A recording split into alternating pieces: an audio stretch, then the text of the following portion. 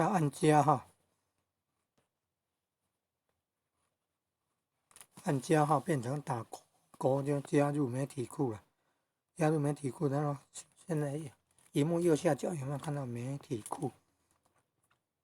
再从媒体库去找，就可以找到这个播放清单。这个速度最快了。也可以按箭头向右那个箭头往分享，然后里面可以选电子邮件就可以储存播放清单名称啊、网址啊。